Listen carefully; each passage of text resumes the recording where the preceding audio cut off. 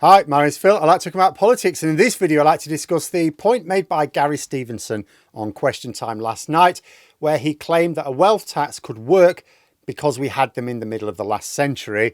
That's a poor argument which ignores two big differences today. We should compare our chances of successfully applying a wealth tax with those who have attempted to do so in the modern age, and there's a reason why these wealth taxes just do not exist. But first, for daily political commentary, please hit the subscribe button to stay notified. So various people, including MPs, are saying we should introduce a wealth tax. 2% wealth on £10 million, quite a popular one, and they say that would raise £24 billion a year. So, of course, this idea is very popular. Of course it is. £24 billion, incredibly handy.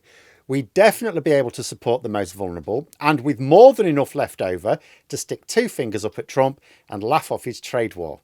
Also in favour of this proposal is the fact that very wealthy people evidently do not pay their fair share, and because not many voters are decimillionaires, it would be politically popular. After all, everyone likes the idea of more public spending if they don't have to pay for it, and almost nobody would have to pay for it. Plus, you have the added bonus that it is objectively unfair that billionaires pay less taxes than a nurse. So why don't the Labour government just do it? Well, the answer is because it's impossible. And if you think that sounds defeatist, ask yourselves why there is not a single example of it working anywhere in the world. It's because countries have tried. In fact, you may think these sort of wealth taxes have already been implemented. Now, that is not to say that a wealth tax cannot work at all. It can. They exist. It's just that it does not do what people are claiming. And also, there is a better way to do it. But anyway, back to the points. You say, oh, these things don't exist. And you go, well, what about Spain? You may have read the articles, I think they came out last year, about how if the world copied Spain's example of a wealth tax, it'd raise an additional $1.5 trillion annually. Absolutely loads of articles. Everyone in favour of the rich paying more taxes were reporting on this think tank report, which made the claim last year. Follow Spain's example. The UK could make a fortune. Okay, how much did Spain raise with this wealth tax? Oh, it was marvellous. Spain are leading the way. Yeah. How much did it raise? They gave a few exemptions, but they charge an annual levy on wealth above a certain amount. It's marvellous. Yeah, how much? Oh, we should do it. It'd be great. How much have Spain raised with it? Because there is one crucial piece of information missing from literally every article I read on this supposedly wonderful report. How much does Spain actually raise from this wealth tax? €632 million in 2023. Can't find the 2024 figures, I'm afraid, may not be available just yet. But when you look it up, all you see is article after article and report after report saying, oh, we should totally do what Spain has done. But the figures show that what Spain did was raise €632 million in 1 year with this wealth tax. That's £526 million. Not quite the 24 billion, is it? Now, okay, Spain's threshold for paying lower is is lower than £10 million. So we actually should be able to make more. Apparently, some people think if we did what Spain did, we'd actually raise £30 billion a year.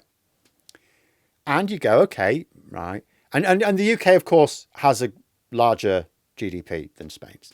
But if you take the amount that Spain has actually raised from this wealth tax, or even Norway, because Norway have got one as well, and you scale it up to the size of the UK economy, it brings in about £1 billion. Not very much for the hassle you'd have to go to. Now, it might still be better than nothing, but you then have to consider, will it actually then cost you more in lost investment? So what's going on? Why does it bring in so little these days when it clearly used to be a viable tax a few generations ago because lots of countries used it, right? Well, whenever someone calculates how much a wealth tax would bring in, they always make the following assumptions. Assumption one is that the wealth which is being declared now will remain the same after the tax is announced. Assumption two is that people with that wealth will just pay it because they get a tax bill without any bother. Assumption three is that you can change the law to allow for such a tax really quickly and easily. In reality, all three assumptions are not only badly wrong, but have been proven badly wrong by every country that's tried. Let's go over them. First assumption that wealth will carry on being declared as it currently is obviously nonsense. Wealthy people are more than happy to declare anything they own which doesn't have a liability attached to it. So if they don't have to pay taxes on it, they don't mind you knowing about it. As soon as such a declaration comes with a liability, all of a sudden they're not so keen to tell you about it. Some of the failure to declare might be illegal, but that does not mean it will be detected. However, let's say we can deploy the tax inspectors and the amount of actual tax evasion could be kept to a minimum. There are still also very legal ways to hide wealth as well.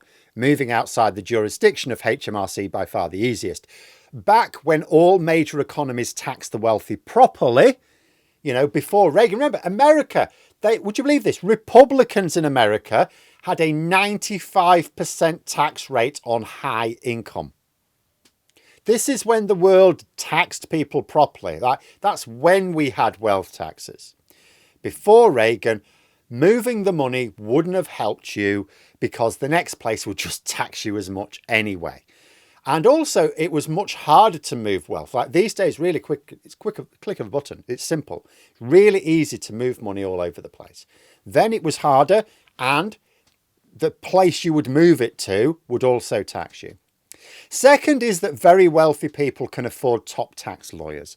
They will initially make the case, as has happened in other countries that have tried this, that a wealth tax of this sort is illegal. And it will be.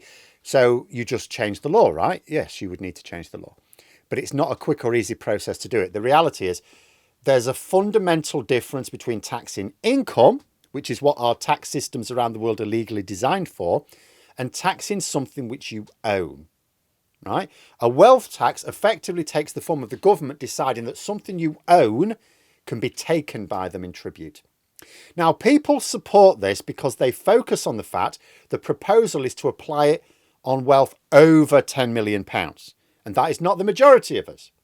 But the same law which would allow the government to tax that would also allow them to randomly decide they can take your house or your car or your savings in the bank when the finances get a bit tight.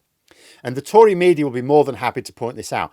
How will people feel at a proposal to change the law which gives the Treasury the right to take anyone's stuff when the finances get tight?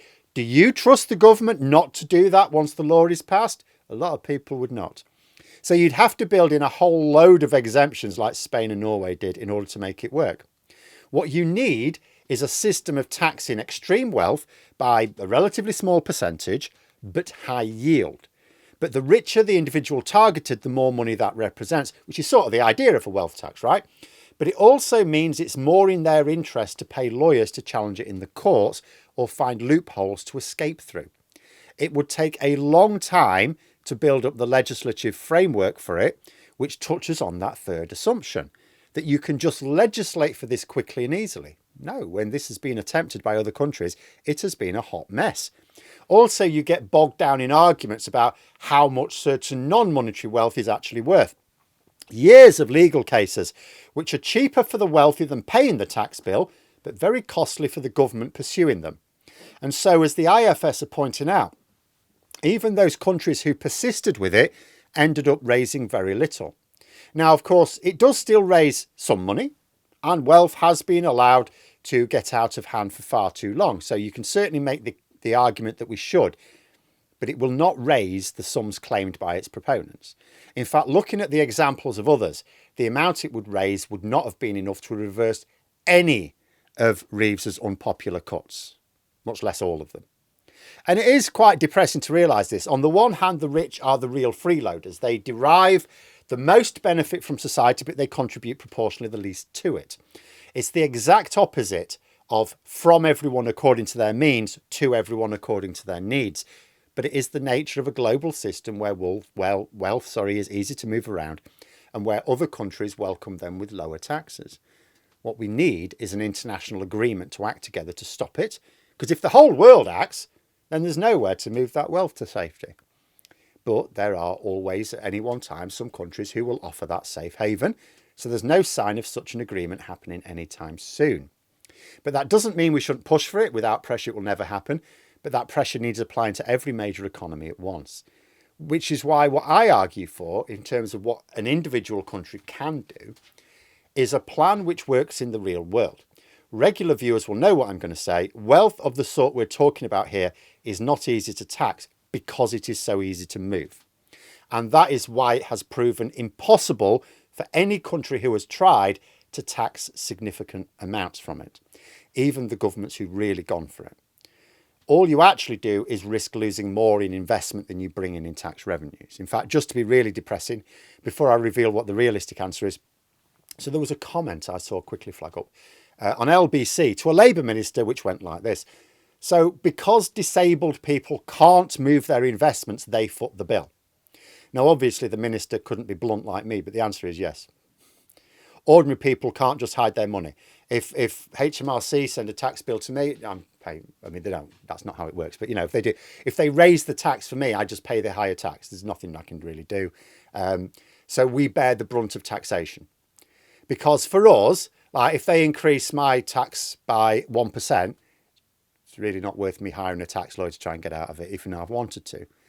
Rich people can dodge tax bills, and it's worth it for them, because 1% for a very wealthy person is actually a lot. It's really cheap to hire a lawyer with the amount you'll save you get out of it.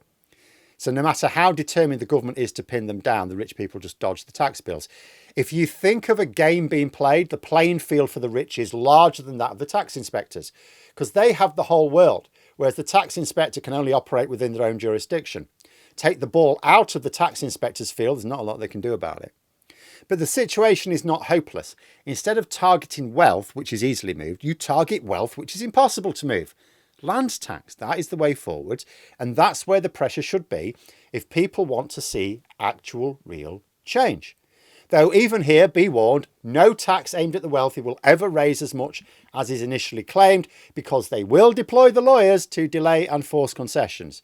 But at least land can't be moved. And the government can appraise the value of land quite easily these days. It is actually one job for which AI would actually be useful. But there we are. Those are my thoughts. Let me know yours in the comments below. Hope you found the video interesting. If you did, please click the like button and subscribe for further content. If you'd like to support the channel further, you can click the join button for memberships. Thanks for watching, and until next time, I'll see you later.